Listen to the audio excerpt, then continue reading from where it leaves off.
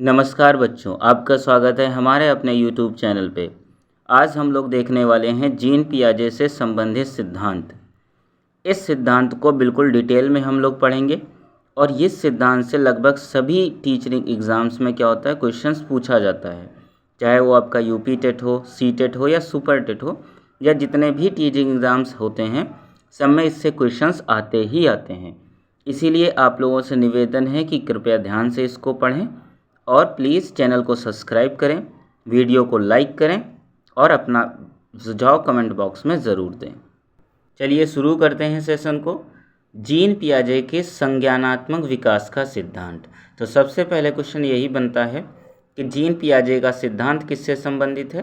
संज्ञानात्मक विकास से संबंधित है। जीन पियाजे एक स्विस मनोवैज्ञानिक थे, यानी कि ये स्विट्ज़रलैंड के रहने वाले थे। उन्होंने बताया कि बच्चों का बौद्धिक विकास चरणों में होता है और ये जो है सिद्धांत जो है वो चाहे आपका सी टेट हो, सुपर टेट हो, DSSB हो, KVS हो, NVS हो तथा सभी टीचिंग एग्ज़ाम्स के लिए क्या है, बहुत ही महत्वपूर्ण है। चलिए इसकी सिद्धांत की मुख्य अवधारणाएं देखते हैं। पहला है स्कीमा। स्कीमा क्या होता है? बच्चों के मस्तिष्क में किसी वस्तु या घटना के बारे में बनी मानसिक संरचना को स्कीमा कहते हैं। दूसरा होता है आत्मसातीकरण, एसिमिलेशन, यानी कि नई जानकारी को पुरानी ज्ञान में क्या करना, शामिल करना। यानी कि कोई नई जानकारी को क्या करना, पुरानी जानकारी में क्या करना, शामिल करना। ठीक है, ये दो हो गई मुख्य अवधारणाएं। तीसरी अवधारणा देखते हैं समायोजन, नई जानकारी के अनुसार पुराने ज्ञान में परिवर्तन करना। चौथा अवधारणा है संतुलन, आत्मसातीकरण और समायोजन के बीच संतुलन स्थापित करना। ठीक है, तो ये हमारी कितनी अवधारणाएं हैं? 4 अवधारणाएं हैं। जीन पियाजे के संज्ञानात्मक विकास के 4 चरण हैं। पहला है संवेदनात्मक गामक अवस्था, जिसको बोलते हैं सेंसरी मोटर स्टेज। यह जो होता है आयु जन्म से 2 वर्ष तक का होता है। अब चलो इसकी विशेषताएं देखते हैं हम लोग। ठीक है, पहली विशेषता है इंद्रियों और क्रियाओं द्वारा सीखना, यानी कि अब बच्चा क्या करता है, अपनी इंद्रियों से और क्रियाओं के द्वारा उसको क्या करता रहता है, सीखता रहता है। दूसरी विशेषता है वस्तु स्थायित्व का विकास करना, ऑब्जेक्ट परमानेंस, यानी कि इसका मतलब ये होता है कि व्यक्ति जो बच्चा होता है उसको छू कर महसूस करके उसको क्या करता है, पहचानता है। तीसरा है विशेषता अनुकरण करना सीखता है। ठीक है, यानी कि वो बच्चा देखता है फिर उसी हिसाब से क्या करता है, अनुकरण करता है। इससे जो महत्वपूर्ण प्रश्न बनता है वो भी देख लेते हैं। वस्तु स्थायित्व की अवधारणा किस अवस्था में विकसित होती है? तो इसका उत्तर हो जाएगा संवेदनात्मक गामक अवस्था। ठीक है, तो ये बहुत ही इम्पोर्टेंट थी पहली विशेषता। अब चलिए हम लोग दूसरी विशेषता देखते हैं। दूसरी विशेषता देखते हैं पूर्व संक्रियात्मक अवस्था। इसकी जो आयु होती है वो 2 से 7 वर्ष के बच्चों के लिए होती है। चलिए अब हम लोग इसकी विशेषताएं देखते हैं। एज ग्रुप याद रखना है सबको, क्योंकि पूर्व संक्रियात्मक की एज ग्रुप पूछी जाती है, 2 से 7 वर्ष। ठीक है, चलो इसकी विशेषताएं देखते हैं। अब इसकी विशेषता देखते हैं। पहली विशेषता है भाषा का विकास। ठीक है, इसमें बच्चों का क्या होने लगता है, भाषा का विकास होने लगता है 2 से 7 वर्ष में। दूसरा है प्रतीकों का उपयोग, तो बच्चा क्या करने लगता है, प्रतीकों का उपयोग करने लगता है। आत्म केंद्रिता आ जाती है। संरक्षण का इसमें क्या होता है, अभाव होता है। तो इससे जो महत्वपूर्ण प्रश्न बनेगा वो ये बनेगा, आत्म केंद्रिता किस अवस्था की विशेषता है? इसका आंसर आप लोगों को कर देना है पूर्व संक्रियात्मक अवस्था, जो 2 से 7 वर्ष के बीच में होती है। ठीक है, तो ध्यान रखना है, इससे क्वेश्चन बढ़िया बनते हैं अच्छे से। चलिए हम अगली विशेषता देखते हैं। नेक्स्ट देखते हैं तीसरी मूर्त संक्रियात्मक अवस्था, जिसे कंक्रीट ऑपरेशनल स्टेज बोलते हैं। आयु सभी को याद रखनी है, ये 7 से 11 वर्ष के बीच में होती है। ठीक है, अब हम लोग इसकी क्या कर लेते हैं, विशेषताएं देख लेते हैं। अब देखते हैं विशेषताएं। तो पहली विशेषता है तार्किक चिंतन, यानी कि बच्चा जब क्या हो जाता है 7 से 11 वर्ष के बीच में होता है तो वो चिंतन करने लगता है, सोचने लगता है, तार्किक चिंतन करता है। दूसरा है संरक्षण की अवधारणा उसमें आने लगती है। तीसरा है वर्गीकरण एवं क्रमबद्धता समझने लगता है वो। चौथा है कारण और कारण के द्वारा जो परिणाम होता है उसके बारे में समझने लगता है। ठीक है, तो ये चारों विशेषताएं थोड़ा ध्यान रखनी है। अब इससे जो देखो क्वेश्चंस बनता है वो क्या बनेगा, संरक्षण का विकास किस अवस्था में होता है?